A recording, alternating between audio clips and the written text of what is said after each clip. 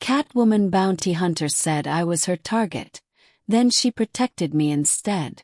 The neon haze of Nova-Terra shimmered like a restless beast. The city stretched upward into the smog, its towers pulsing with holographic ads, airships threading between them like metallic fireflies. I had learned to keep my head down in places like this. A man on the run doesn't last long if he looks over his shoulder too much, or not enough. My name is Eli Korrin, former data engineer for the Sol Dominion. Or, as every bounty board in 3 sectors now listed me, traitor, data thief, priority capture. I hadn't stolen for profit. I'd stolen proof. Proof that the Dominion was experimenting on entire colonies, wiping memories, reshaping people into obedient shells. I'd barely escaped with my mind intact and the encrypted evidence in my neural implant. And now someone was coming for me. Scene 1, the encounter. I ducked into a side alley between 2 neon-lit noodle stands, the smell of oil and ozone heavy in the air. A soft hum followed me. Too light to be a drone. Too steady. Someone was tracking me manually. "Don't run," a voice purred from above. It was smooth, confident, and far too close. "It'll make the chase boring." I froze and glanced up. A shadow crouched on the edge of a neon sign, tail swaying lazily behind her. Tail. Feline, sleek, covered in deep silver fur that caught the light. Her eyes glowed amber, narrow pupils studying me like I was prey. She wore a combat suit molded to her lithe frame, matte black with streaks of plasma blue. A Catwoman, one of the rare Zalari hybrids bred for hunting in low-gravity zones. Deadly fast, precise. "You're the bounty hunter," I said, voice barely steady. "Name your price." "Maybe I can." Her smirk deepened. "You can't afford me, human." She leapt down silently, landing inches from me.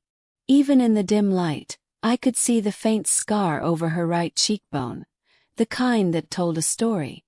Her gloved hand tapped the side of her visor.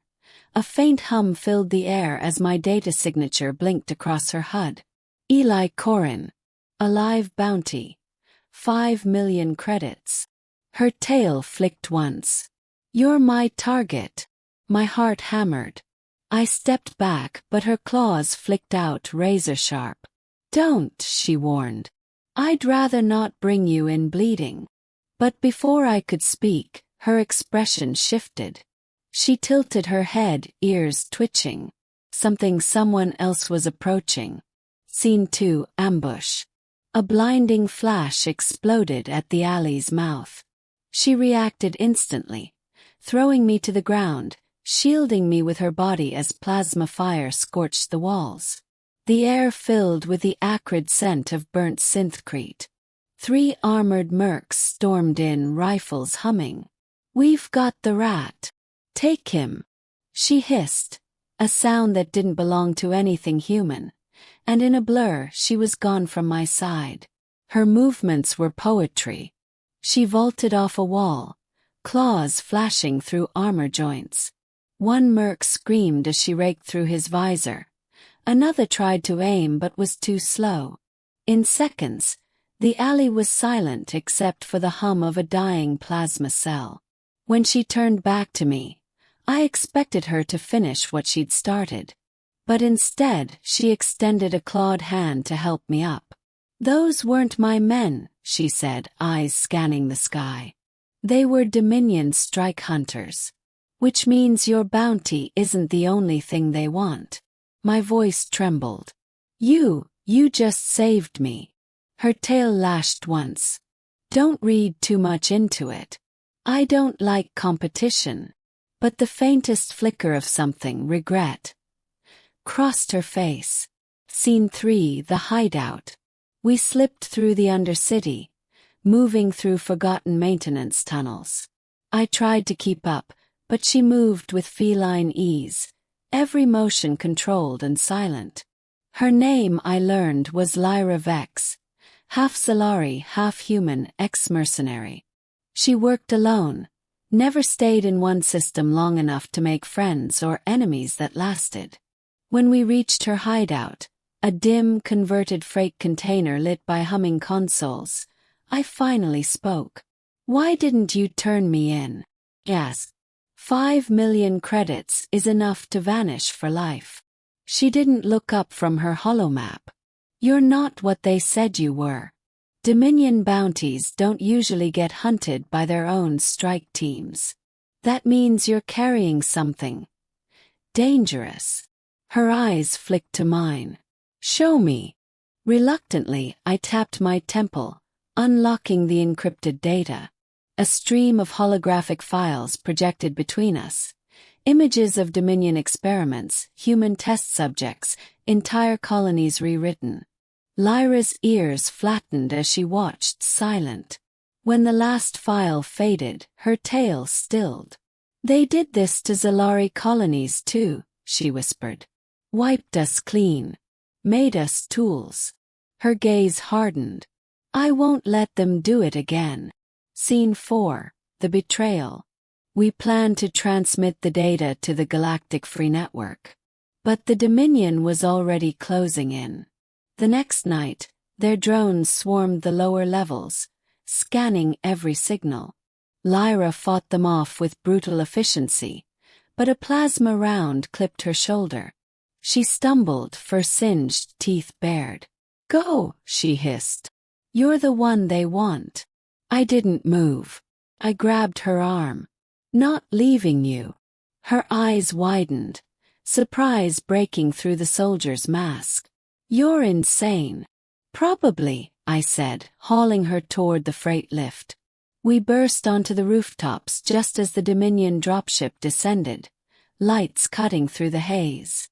The only escape was a broken skyway leading to the old comm tower. "Can you make the jump?" shouted. She grinned through the pain. "Watch me." She leapt first, tail whipping for balance, landing with feline grace. I followed, barely catching the edge. She caught my wrist, hauling me up with surprising strength. Then the dropship's cannons roared. Teen 5 the choice. We reached the tower's transmitter. She slumped against the panel, bleeding but defiant. "Send it," she rasped. I linked my implant, firing the data into the grid. Dominion channels scrambled instantly, but too late. The truth was already out. The sky lit up with blue flashes as comm towers across the city relayed the signal. Lyra smiled faintly. "You did it. You saved me," I said softly. Her pupils narrowed, voice weak but steady. "Guess you were worth more alive after all." She staggered, but I caught her. "Stay with me." Her claws brushed my cheek, gentle now. "Eli, run. They'll come for both of us. I'm not leaving you again." She met my eyes for a long moment, then sighed, resting her head against my chest. "Then we run together." Scene 6. The ending. By dawn, Nova-Terra burned behind us. The Dominion's grip was breaking. Lyra and I boarded a smuggler's freighter, vanishing into the black between stars. She watched the fading skyline from the viewport, tail flicking lazily. "You still think I'm your enemy?" Smiled. "You were my hunter." Her amber eyes glowed. "Now I'm your protector." And as the freighter jumped to light speed, I realized something I never expected to feel again: hope. By dawn, the neon skyline of Nova-Terra was nothing but a smear of gold and smoke on the horizon. The freighter's engines rumbled softly beneath our feet as we drifted through the clouded atmosphere, climbing toward the stars. Lyra sat beside the viewport, one arm bandaged, her tail twitching absently. The faint reflection of starlight glimmered in her amber eyes. She looked exhausted, yet her gaze stayed sharp, like a predator that refused to rest even after the hunt was over.